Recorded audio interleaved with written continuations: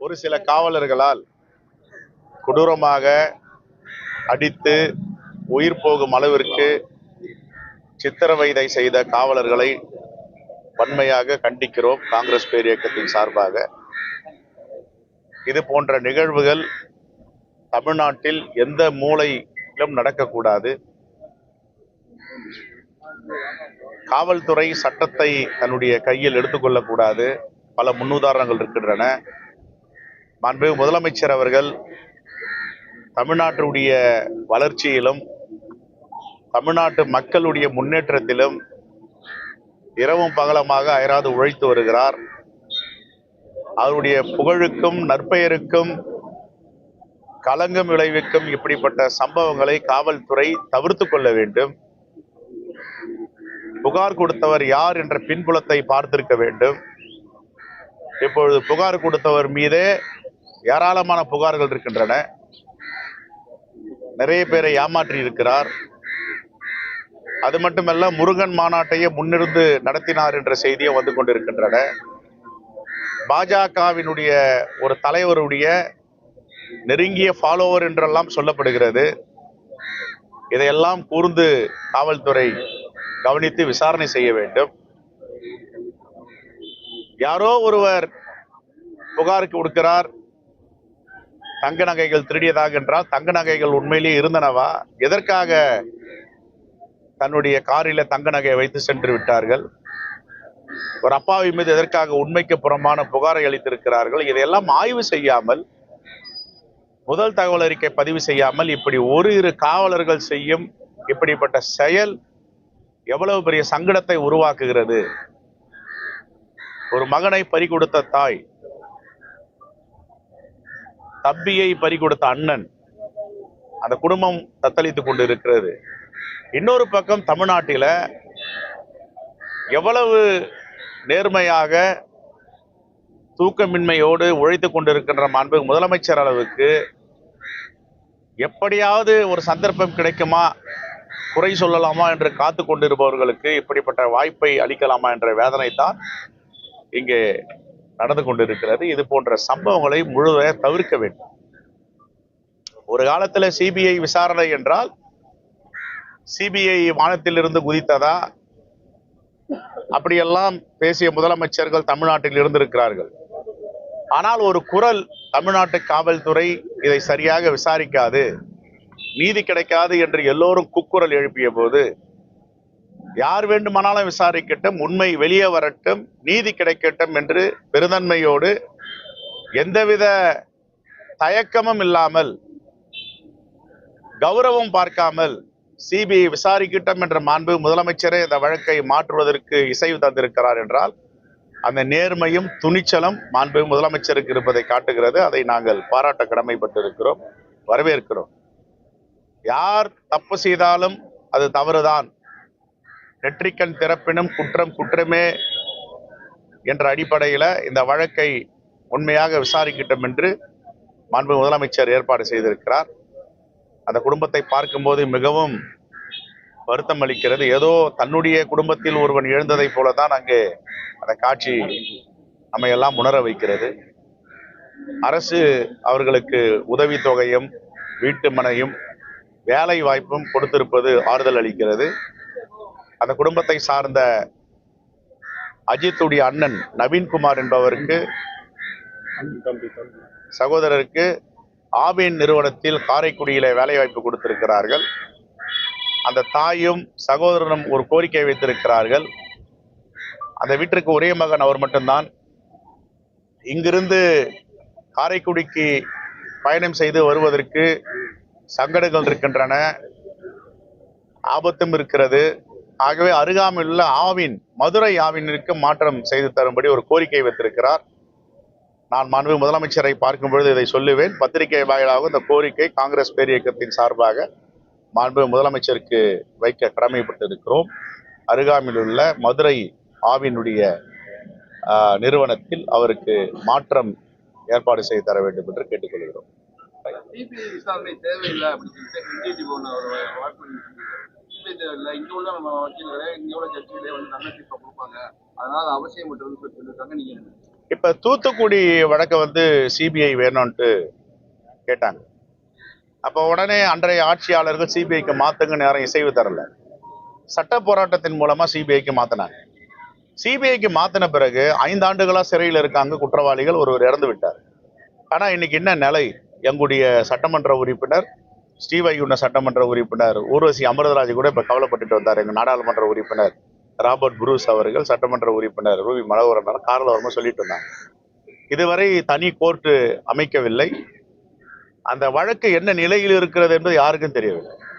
ஆகவே தமிழ்நாடு காவல்துறை, ஸ்காட்லாந்து காவல்துறைக்கு இணையான காவல்துறை இவர்களை விசாரிக்கலாம். என்ன எல்லோரும் ஒரே கூக்குரல், இதுல தப்பு நடக்க போது, குற்றவாளியை மறைப்பதற்கு அரசு முயற்சிக்கிறது என்று பழியும் பாவத்தை போடும் பொழுது மாண்புமிகு முதலமைச்சர் தெளிவான ஒரு முடிவு எடுத்தார். யார் விசாரித்தால் என்ன, உண்மை வெளியே வரட்டும், நீதி கிடைக்கட்டும் அந்த குடும்பத்திற்கு என்று மனுநீதி சோழன் தன்னுடைய மகனுக்கு என்ன தீர்ப்பு அளித்தாரோ அந்த தீர்ப்பை இன்று காவல்துறைக்கு, காவல்துறை என்னுடைய கட்டுப்பாட்டில் இருந்தாலும், காவல்துறை என்னுடைய துறையாக இருந்தாலும், யார் செய்தாலும் தவறு தவறு தான் என்று இந்த இடத்துல மனுநீதி சோழனா ஓங்கி நின்று இருக்கார் மாண்புமிகு முதலமைச்சர்.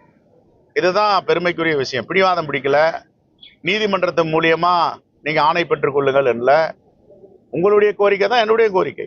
நீங்க இப்ப சொன்ன கேள்விதான். தமிழ்நாடு காவல்துறை சிறப்பான காவல்துறை, சிறப்பாக செய்வாங்க. ஆனா இங்க எங்க கேள்வி எழுப்புறாங்க, பழி பாவத்தை போட முயற்சி செய்யறாங்க. அதனால மாண்புமிகு முதலமைச்சர் யார் விசாரிச்சா என்ன, இப்ப சிபிஐக்கு போனா என்ன ஆக போகுது? அது இப்போ தூத்துக்குடியில சாத்தாங்குளம் வழக்கு வந்து 5 ஆண்டுகளா என்ன நிலையில இருக்குன்னு தெரியாது. தனி கோர்ட் அமைக்கல இல்லைங்க, ஒரு தனி நீதிபதி நியமிக்கல, நீதிபதி இல்லாம இருக்கு. இல்ல இல்ல இல்ல இல்ல ரெண்டு விஷயம் புரிஞ்சுக்கணும். இல்லங்க, 2 விஷயம் புரிஞ்சுக்கணும். எடுத்த உடனே பழி பாவத்தை போட்டு போலாம். எவனோ ஒரு 2 காவல்துறை கருங்காலிகள் பண்ற தப்புக்கு ஒட்டுமொத்த தமிழ்நாடு அரசும் பொறுப்பேற்க முடியுமா? இப்ப என் சகோதரன் இறந்து போயிட்டு அடிச்சுட்டான், காவல்துறை மேல வருத்தம் இருக்கும், அரசு மேல வருத்தம் இருக்கும். ஆனா 2 ஆள் பண்றதுக்கு வந்து நம்ம குடும்பத்துல ஒருத்தர் இருக்கான், ஒரு குடும்பத்துல ஒரு பையன் போய் தவறு பண்ணிட்டு வந்துடுறான், அந்த குடும்பம் அம்மா அப்பா அண்ணன் தம்பி எல்லோரும் பொறுப்பேற்க முடியுமா? அவங்களுக்கும் வருத்தம் இருக்கும், ஏன்டா அந்த தவறை செஞ்சு அப்படின்னு. அதுலயும் ரொம்ப பெருந்தன்மையா எல்லோரும் கேட்கிறாங்க சிபிஐ சிபிஐன்றாங்க. என்ன பயம் இருக்கு? ஒரு காலத்துல சிபிஐ வழக்கு வேணும் போது மேலாள் முதலமைச்சர் என்ன சொன்னாங்க, சிபிஐ வானத்துல இருந்து குதிச்சு வந்தவங்களா, அவங்களும் எங்க இருக்க காவல்துறை தானே, எங்க காவல்துறையோட சிறப்பா விசாரிப்பாங்களா, மாத்த முடியாது நாங்க. ஆனா இவர் பெருந்தன்மையா யார் வேணாலும் விசாரிக்கிட்டு, இப்ப கோரிக்கை கொடுக்கிட்ட குடும்பத்துல இல்லங்க எங்களுக்கு சிபிஐ மேல நம்பிக்கை இல்ல, நம்ம காவல்துறை நல்லா விசாரணை கொடுக்கட்டும், நானே எடுத்து போய் பரிந்துரை பண்றேன், நாளைக்கு முதலமைச்சரை சந்திக்கிறேன். இந்த பழி பாவங்கள் ஏதாவது போட்டு விட்டுடலாமா, போன மாதிரி பேசலாமா? குற்றச்சாட்டு எழுந்த உடனேயே அந்த அரசு நடவடிக்கை எடுத்துட்டதுன்னா இது மேல குற்றச்சாட்டு குறைக்கப்பட்டிருக்கு. இப்ப என்ன நீதிமன்றம் வந்து குற்ற வச்சதுக்கு அப்புறம் தான் தமிழக அரசு வந்து இந்த ஸ்டெப்பை எடுத்துச்சு அப்படின்னு ஒரு குற்றச்சாட்டை எதிர்கட்சியில் வைக்கிறாங்க. இது டெமோக்ராட்டிக் கண்ட்ரிங்க, ஜனநாயகம். இப்போ என்ட்ரி டிபேன் இப்போ பார்த்து பேசிட்டு போனாரு. நிறைய சிவில் சொசைட்டி அமைப்புகள் இருக்கு, நிறைய என்ஜிஓஸ் இருக்கு, எல்லாத்துக்கும் நியாயம் கேட்டு நீதிமன்றத்துக்கு போறாங்க. நான் என்ன சொல்றேன், இதை மறைப்பதற்கு என்ன தேவை இருக்கு? யாரோ ஒருத்தர் ஒரு மூலையில போயிட்டு ஒரு தவறு பண்றான் அப்படின்னா அவனை காப்பாத்துறதுக்கு மறைப்பதற்கு என்ன தேவை இருக்குன்னு கேட்கிறேன். இப்போ ஒரு ஒரு ஒரு ஒரு உதாரணம் சொல்றேன். எங்க மாவட்ட தலைவர் கிருஷ்ணன் இப்போ வரும்போது பேசிட்டு வந்தோம், பிரஸ்ல கூட என்ன மதுரை ஏர்போர்ட்ல கேட்டாங்க. ஒரு 80 வயதை கடந்தவர் அவர், ஏறக்குறைய 75-80 வயசு அவருக்கு, மாநகர மாவட்ட தலைவர். அவங்க பேரனுக்கும் பேரனுடைய மனைவிக்கும் தகராறு, அந்த மாதிரி தற்கொலை பண்ணிக்கிச்சு. நாங்க முழுக்க அந்த குடும்பத்தை பின்னாடி நிக்கிறோம். பாதிக்கப்பட்ட பெண் குடும்பத்தை பின்னாடி காங்கிரஸ் பேர் நிற்கிறது, பாதிக்கப்பட்டவங்க பக்கம் தான் நாங்க இருப்போம். உடனே என்ன பண்ணாங்க, மாவட்ட தலைவர் இருக்காரு, தாத்தாவுக்கு அவங்களுக்கு சம்பந்தமே கிடையாது. தாத்தா ஒரு ஊர்ல இருக்காரு, மகன் ஒரு ஊர்ல இருக்கான், பேரன் ஒரு ஊர்ல இருக்கான். உண்மையிலேயே பேரன் தப்பு பண்ணியிருக்கான் அப்படின்னா தாத்தாவுக்கு எதுக்கு என்ன சம்பந்தம் இருக்கு? அப்படிதான் எவ்வளோ 2 காவல்துறை கயவாளிகள் தப்ப பண்றான், கருங்காலிகள் அப்படின்னா என்டையர் அரசும் கவர்மெண்ட்டும் இதுக்கு பொறுப்பு இருக்கணும்னா எதிர்த்தல் நியாயம். அதே நேரத்துல நீங்க கேட்கிற கேள்வி, இதை கட்டுப்படுத்தணும், இதை கடந்து நம்ம போயிட முடியாது.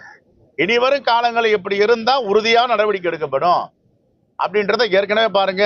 சாத்தான்குளம் வழக்குல இன்னும் காவல்துறை சார்ந்த அதிகாரிகளுக்கு ஜாமீன் கிடைக்கல, 5 வருஷமா உள்ள இருக்காங்களே, கடுமையான நடவடிக்கை எடுக்கிறாங்களே. நம்ம ஒருத்தனை குச்சி எடுத்து தொடலாமா? நமக்கு என்ன உரிமை இருக்கு? நீதியரசர் பாசு தலைமையில ஒரு 10 கட்டளைகள் வச்சிருக்காங்க, எல்லா காவல்துறையிலையும் வந்து போர்டில் எழுதி வச்சிருக்காங்க, காவல்துறை மக்களின் நண்பன் அப்படின்னுட்டு. ஆனா எல்லோரும் இதை பின்பற்ற வேண்டும். யாராவது இது மாதிரி இருந்தாங்கன்னா, இப்போ தம்பி இறந்துட்டார், இனிமே உங்களுக்கு எவ்வளவு பனிஷ்மெண்ட் இருக்கு, எத்தனை ஆண்டுகள் சிறையில் இருக்க போறாங்க, தூக்கு தண்டனை கூட கொடுக்கலாம். அதனால எல்லா காவல்துறைக்கும் என்னுடைய வேண்டுகோள், காங்கிரஸ் பேர் இயக்கத்தின் சார்பாக அதிகாரத்தை வரம்பை மீறாதீர்கள், சட்டத்தை தன் கையில் எடுக்காதீர்கள். சயின்டிபிக் மெத்தட் இருக்கு, சயின்டிபிக் மெத்தட்லயே விசாரிங்க. எல்லாவற்றுக்கும் கைது செய்யணும்னு அவசியம் கிடையாது. அதுக்கும் பல வழிகாட்டுதல் உச்சநீதிமன்றம் கொடுத்துருக்கு. எக்ஸ்பிரஸ் எஃப்ஐஆர்ன்றாங்க, துரித நடவடிக்கை எடுக்கணும்னு, அதுக்கெல்லாம் எடுக்க வேண்டியதுதான். இதே மாதிரி சாதாரண எவ்வளோ ரோட்ல போற ஒரு அம்மா வந்து ஒரு கம்ப்ளைண்ட் கொடுக்குறான்றதுக்காக ஒரு வளரும் ஒரு இளைஞனை இப்படி பாடுபடுத்தி இறக்குவதற்கு காரணமாக இருந்தவர்களை கண்டிப்பாக தண்டனை பெற்று தர வேண்டும். இதுவரையும் அந்த அந்த அம்மாவை வந்து போலீஸ் கஸ்டடியில் கொண்டு வரல, என்ன நடக்குது விசாரிக்கவே நம்ம இல்லையே. இப்ப சிபிஐக்கு நீதிமன்றம் மாத்தி இருக்கு, தமிழ்நாடு அரசு அது கன்சர்ன் கொடுத்திருக்காங்க. சிபிஐ போகல, தமிழ்நாடு தான் இருக்குது. இந்த ஜட்ஜ் வந்து அதை வந்து ஆய்வு பண்ணி அது சிபிஐயா இல்ல நம்மளா விசாரிக்கிறதா? இல்ல, இது ஜூரி நீதிமன்றத்துடைய பார்வையில இருக்கிறதுனால நீதிமன்றம் என்ன முடிவு எடுக்குதோ விடுவாங்க. அவங்கள எப்படி விட்டுற முடியும்? இப்பதான் நான் பல கேள்விகள் வச்சிருக்கேன். அந்த அம்மா யாரு, பின்புலம் என்ன, முருகன் மாநாட்டி அவங்க தான் நடத்தினாங்கன்னு ஒரு பத்திரிகையாளர் கேட்கிறாரு. இன்னொருத்தர் சொல்றாரு பாஜக தலைவருக்கு நெருக்கமானவர்கள், பேஸ்புக்ல அவங்க தான் ஃபாலோவர், அவங்க என்ன ரெண்டு பேருக்கும் உள்ள உறவு என்பதை பற்றிலாம் கேள்வி கேட்கறாங்க. நாங்க அதுக்கு அநாகரிகமாலாம் பதில் சொல்ல மாட்டோம், அநாகரிகமா பேச மாட்டோம். நாங்க சொல்ல காவல்துறை நடவடிக்கை எடுக்கும்னு சொல்லிட்டு வரோம். நிவாரணம் எவ்வளவு? எல்லாருமே 50 லட்சம் கொடுக்கணும், 1 கோடி கொடுக்கணும். இதுக்கெல்லாம் வந்து லிமிட்டே கிடையாதுங்க. போன உயிரை மீண்டும் திரும்பி கொண்டு வர முடியாது. ஒரு கோடி ரூபாய் தாராளமா கொடுக்கலாம், தவறு கிடையாது. காவல்துறையில இறந்தா எவ்வளவு கொடுக்குறோம்? காவல்துறையில இறந்தா எவ்வளவு கொடுக்குறோம்? 1 கோடி ரூபாய் கொடுக்குறோம்ல. இப்ப காவல்துறையால் கொல்லப்பட்டவர் 1 கோடி கொடுக்கலாம், ஒன்னும் தவறு கிடையாது.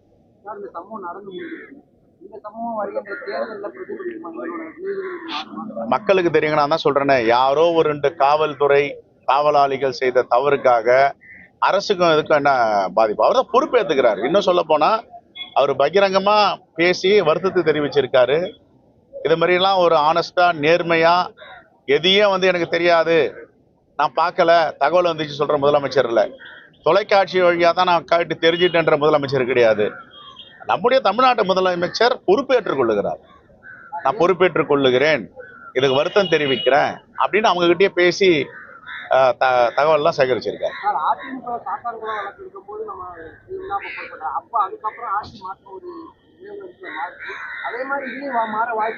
இல்லங்க, சாத்தாங்குளோடைய வழக்குல வக்காலத்து வாங்கினாங்க. சாத்தாங்குளம் வழக்குல காவல்துறையும் அரசும் வக்காலத்து வாங்குச்சு. இப்படி நடக்கல, இவங்க வந்து உள்ளுக்குள்ள வந்து இறந்து போயிட்டாங்க, மருத்துவமனையில் இருந்தாங்க, அப்ப இருக்கிற காவல்துறை அதிகாரிகள் எல்லாம் என்னென்ன ஃபேப்ரிகேட் பண்ணமோ எல்லாத்தையும் பண்ணாங்க. ஆனா இங்க அதுக்கு அனுமதிக்கல. அதுக்கெல்லாம் 44 இடங்களில் அடிபட்டிருக்குன்னு மருத்துவர்கள் நீதிமன்றத்துல இருக்கிற ஃபேக்ட போய் சொல்லி இருக்கிறாங்க. முன்னாடி அப்படி ஆரம்பத்துல சொல்லல, ஆரம்பத்துல மறைக்கப்பட்டது. சரி, நீங்க சொல்ற மாதிரி அன்னைக்கு அப்ப இருந்த அந்த காவல்துறை யாரு தவறு செஞ்சாங்களோ என்ன மேல ட்ரை பண்ணிருக்காங்க. ஆனா ஒரு நேரத்துல அரசுடைய கவனத்துக்கு போன பேரு எல்லா உண்மையும் நீதிமன்றத்துக்கு சொல்லுங்க அப்படின்னு நீதிமன்றத்தில் ஒப்படைச்சிருக்காங்க. இல்லையா, அந்த தகவல் அரசு கவனத்துக்கு போயிருக்காத. இப்போ 2 பேர் தூக்கிமே அடிக்கிறது அரசு கவனத்துக்கு தெரியுமா?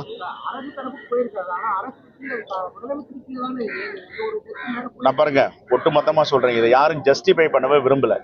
காவல்துறை காப்பாற்றுவோம் நாங்க வந்திருக்கோம், காவல்துறை காப்பாற்றலாம் நாங்க வரல. காவல்துறை செய்த தவறை கண்டிக்க தான் வந்திருக்காங்க. எங்க வீட்டுல சகோதரன் இறந்து போனா எந்த அளவுக்கு வருத்தம் இருக்குமோ அதை விட வருத்தம் இருக்கு. ஆக நாங்க எங்க டிபெண்ட் பண்றோம் காவல்துறையை? டிபெண்ட் பண்ணா நீங்க இந்த கேள்வி எல்லாம் கேட்கலாம். தப்பு தான்றமே. வரட்டும், என்ன நடவடிக்கை வருதுன்னு பார்ப்போம். எங்க மாவட்ட தலைவர் உடனே வந்து பார்த்திருக்காரு, எங்க சட்டமன்ற உறுப்பினர் வந்து பார்த்திருக்காரு, எங்க நாடாளுமன்ற உறுப்பினர் வெளிநாட்டுல இருக்காரு, ஒரு மேனாள் நிதியமைச்சர் ஐயாப்பா சிதம்பரம் வந்து சுப்ரீம் கோர்ட்ல ஒரு முக்கியமான வழக்குல மாட்டிட்டு இருக்காரு. எப்பவும் பேசியிருக்காரு தொலைபேசி வழியா, அந்த அம்மா கிட்டையும் அவருடைய சகோதரர் நவீன்குமார் கிட்டே பேசியிருக்காரு. அதனால நாங்க விட்டுற மாட்டோம், நாங்களும் மானிட்டர் பண்ணுவோம். இது எங்களுடைய நாடாளுமன்ற தொகுதி இருக்கிற மாவட்டம் தொகுதி, அவளை ஈஸியா நாங்களும் விட்ட மாட்டோம், கண்காணிப்போம். நன்றி. இல்லைங்க, நாங்க அறிவிப்போம். Thank you sir.